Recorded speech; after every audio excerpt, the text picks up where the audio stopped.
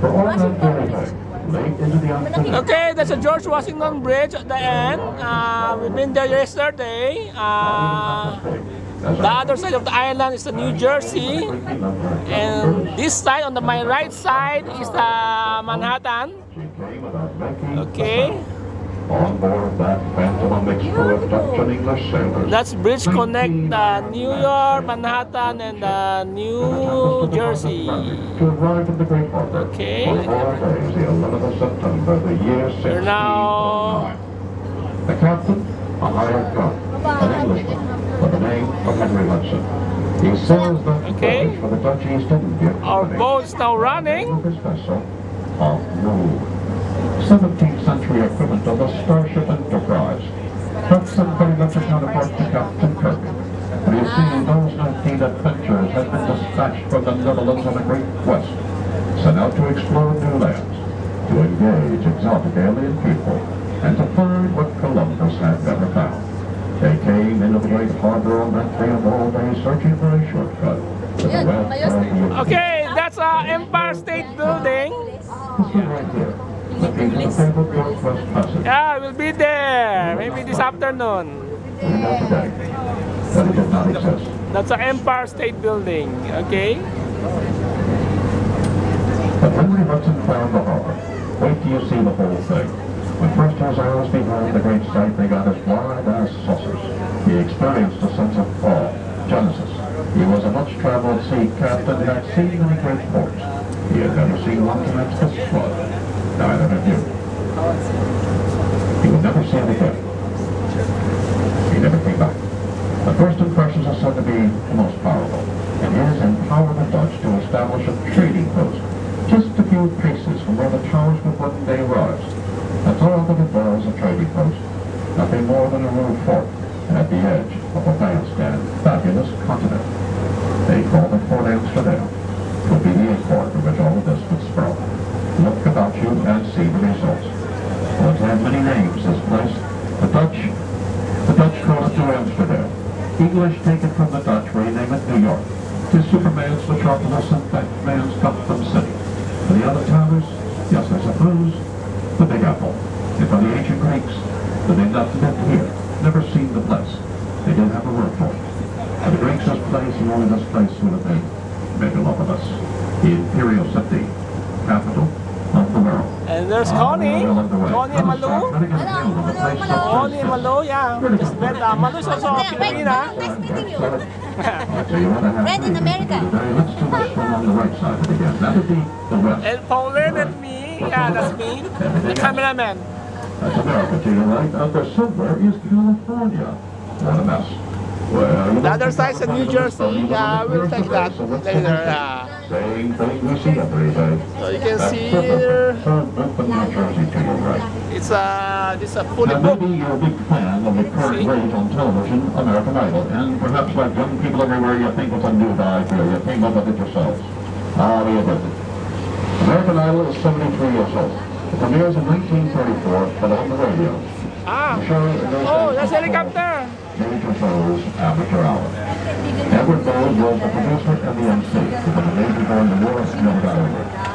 So Major Bowes Amateur Hour. Now for the first show, weekly broadcast, amateur talent, coast to coast, 10,000 people followed the invitation to be in show business. Some were very desperate. One of the acts that wanted to be on was a tumbling team. This was radio. Well, they quickly narrowed it down to 20 acts to audition, and only a handful made it on to the show. One of the acts that made it on came out of Hoboken. 4 lads singing on street corners for nickels and dimes, called themselves the Hoboken Four. They were quite popular. So popular, in fact, that the Major kept bringing them back week after week under different names, so you could do that on radio. Eventually they split up the act. The lead singer went off on his own, but he always did things his way. The day that waterfront roadway runs alongside us on the right is Frank Sinatra Boulevard. We'll go there on Garden Street, who did the only child of an Italian violent second generation out of Ellis Island. Now, if you're on this boat, there's a pretty good chance that you were from someplace else, and if that's the case, an even better chance it is someplace smaller than this place, because, well, most places are. And perhaps you've been a bit overwhelmed since you got here. Instead, the city that never sleeps. You're from the place for the all-night restaurant closes at 4 in the afternoon. But it can be a bit overwhelming. But don't let Manhattan intimidate you. Think of the island to the left as nothing more than a bunch of towns and villages compacted together onto an island, barely 13 miles long by 2.5 miles wide. We don't call them towns or villages any longer. We call them neighborhoods, but villages, well, that's what they were. And the people who live here, for all their supposed Manhattan sophistication, why, they are nothing more than villagers. If you don't believe me, stop them on the street. Ask him. Ask her. Where do you live? Now, he will not say New York, and she will not say Manhattan. They will give you the name of their neighborhood. They'll say, well, I live in Chelsea, or Tribeca, or Murray Hill, or East Harlem, or Washington Heights, or a dozen other places. Their neighborhood. But in fact, it is their village. It is what they know.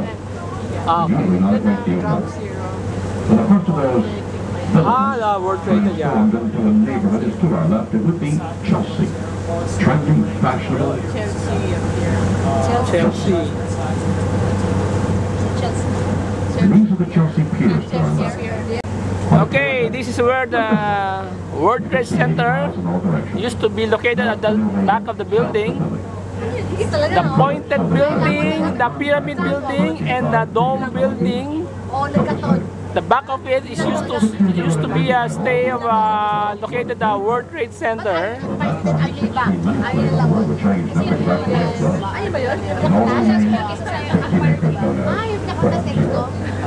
Now, before I redirect your attention, take one last look at that skyline on the left and get all the way down to the end. Tall buildings very close together. The financial capital of the world. That's the Empire State Building. Deserted at nightfall. A perfect spot for a creature of the night such as Batman. This is Gotham City.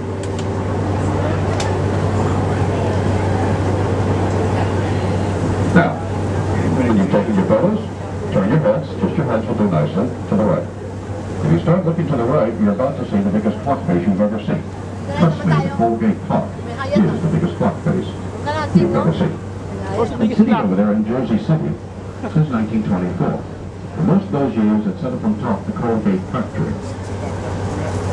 But the factory is gone, replaced by that tall tower, 42-story Goldman Sachs Tower, which happens to be the tallest building in New Jersey. 42 stories would not go very far in Manhattan, but they do stand out in New Jersey. Colgate still owns the property. Lease it out to the Goldman Sachs Tower. When they took the factory, they left the clock behind. For us, lucky for us, that clock is a landmark. It marks the spot where the Hudson River, now behind us, dives into the ocean, now ahead of us. It marks our entry into the legendary Golden It's the biggest clock. Okay, now I see it here. It's Colgate clock. Yeah, this is the biggest clock. Okay. One step at a time. The story unfolds quite nicely in these last 2 miles to the statue, and like the country itself, it will unfold to the west. The biggest clock in New Jersey, yeah, so look big. We will start with the building just coming up on the right side. A building with a steeple, a long white tent, a flag, and a flag in the middle. Well, the building today is a visitor center. The visitor center for the Okay, that's a Manhattan. Okay. Exit 14D off the turnpike. You can see their science center in the distance. This is the visitor center. When it opened in 1889, it was a railroad station. The sign was a railhead intended to accommodate newly arrived fresh vegetables, immigrants, newcomers, people processed into America to the great seaport of New York. Now, in those days, if you had been approved for entry, and if you were not going to stay in New York City, one of the three large building, new arrivals, greenhorns we call them, stayed right in New York. But what about the other two opponents? Well, they were going someplace else. Mostly they were going west. And if you went west in those days, you went west by train. You had few other choices. Manhattan. Many choices among railroad stations. Very likely you chose this one. More greenhorns, newcomers flying on board a train here, and all the other railroad